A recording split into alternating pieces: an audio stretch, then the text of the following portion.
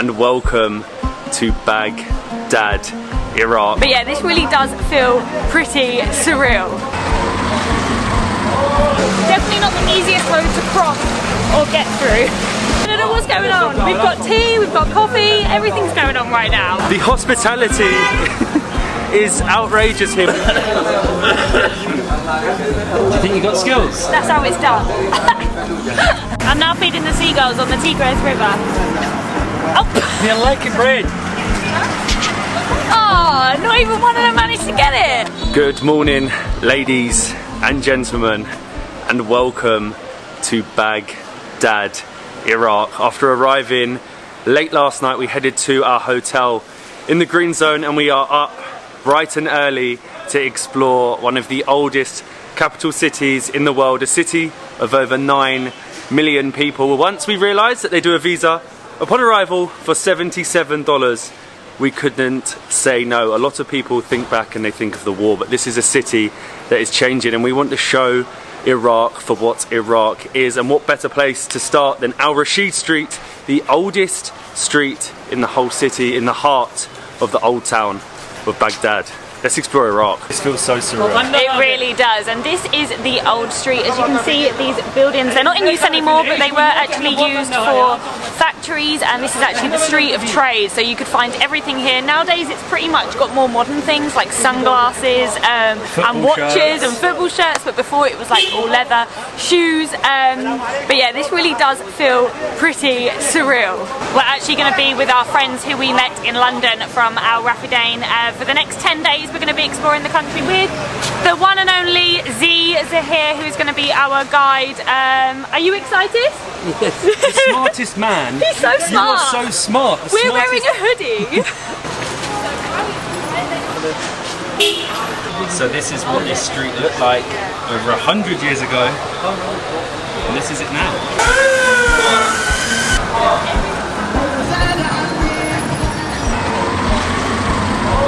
This is such a unique street with all these great big pillars. The architecture is so different. Not what I was expecting at all, but you can tell it's the oldest street. And you can tell we're a bit of a spectacle down here. We really are. Definitely not the easiest road to cross or get through.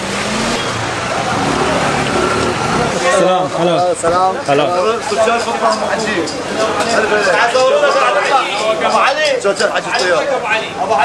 going on? A little sugar? Oh, I'm okay, thank you. قهوة قهوة. I'm okay, thank you. That's okay, thank you. I don't know what's going on. We've got tea, we've got coffee, everything's going on right now. Z has basically just told me that Iraqi tea is full of sugar, so you have to stir it. And if you want more sugar, you have to keep stirring it. I don't want too much sugar. You're just walking along the road. We were literally just walking along the road. Give you tea. I've been summoned for tea. Right. Oh, it's nice. It's nice. It's like fruity. Yes.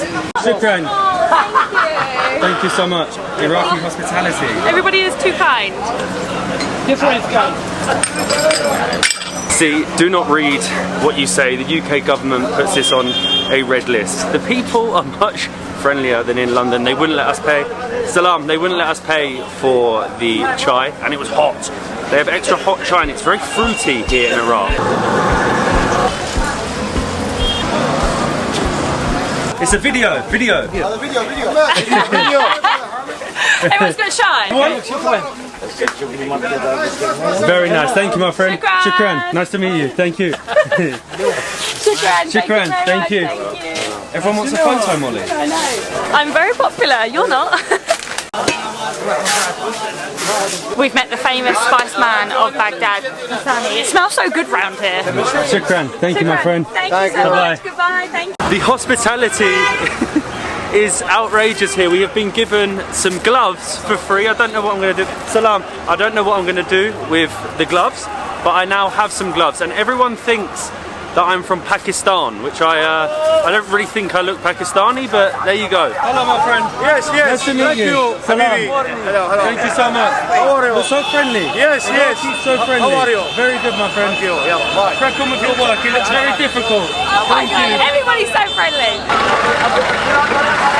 We're now entering Al Safaria, which actually dates back over 300 years and is a copper market. Not sure if I'm going to buy anything, but I'm excited to see it. Oh, it's so shiny. Hello. Salam.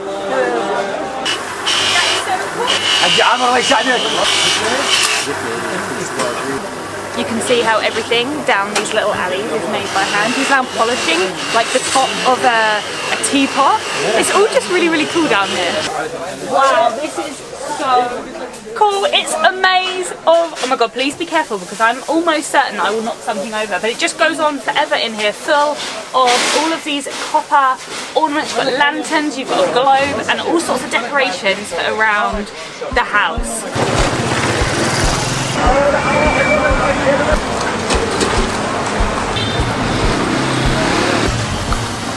Cheers. Cheers! Z has taken us to an extremely famous juice shop that dates back over 100 years. It's called Zibala, and there are so many different pictures on the wall. First thing first, I'm going to try the juice. The most famous is grape, so obviously we had to get grape. It's really good. Oh yeah. It's actually designed in the old traditional house style, and you can see all the people that visited this shop, even Saddam Hussein and different prominent figures from Iraq's history. And now us, drinking our grape juice. Shukran. Thank you. Bye-bye. Right. It's good. It's very refreshing. We've now actually walked on to Al Montanabi Street, which is actually famous for booksellers. They've been doing it for, is it around 50 years you said? A long time. So they've been selling books here for decades, or maybe even hundreds of years, and they've carried on the tradition until today. Unfortunately, I'm not the best reader. I just don't like to read. It's actually a really modern street. It looks like they've basically rebuilt it to make like nice new bookshops, but for 50 years the people actually couldn't sell what they wanted to sell. They had to sell certain types of books, certain types of things, because they were under Saddam Hussein, so they could only sell what they wanted to sell. Now they can sell everything. As you can see, we've got maths books. I am rubbish at maths, so I will not be buying a maths book. We've made it down to the Tigris River, which actually runs through the city of Baghdad. We'll probably come and check it out one of the other days in the city. Or get on a boat. Yeah, we need to definitely do something like that. But actually, right on the Tigris is the Al Kushla, which is a clock that was built by the British. They do call it the Big Ben. The mini Big Ben of Baghdad, and you can sort of see why. The mini Big Ben of Baghdad. Welcome to the Shabanda Cafe. This is another building that dates back over 100 years, and it is just so cool. Everyone just comes here, comes to drink Iraqi tea. We have lemon tea. They're doing their shisha, like it is literally as smoky Smokehouse as it gets. And this place is like a famous establishment in Baghdad. To come for your tea, to come for your shisha. I think we might actually try some shisha in here, but this is a lemon one. Let's see what it's like. Let's give it a go. It's so hot. Lemon tea. We basically just got what everyone else is drinking. That is sweet. It is really, really good. It's very sweet.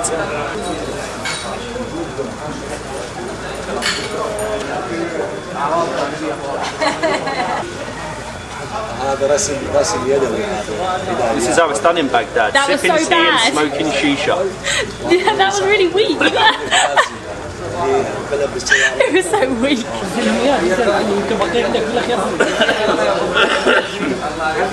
you think you got skills? That's how it's done. We were told that the owner's family, unfortunately 2 years ago, were killed in a car bomb outside on the street here. So, you know, this place, it just feels, it's amazing, it's lovely inside. But then I think it shows sort of the resilience. Yeah, of the people. You know, they're still coming here, and even though it was so recent, people are still coming. It's, you know, like we want to tell the true story of everything, and this feels like the real Iraq, if you know what I mean, the real Baghdad, because everybody's in here, everyone's just chilling out, having a nice little lemon tea.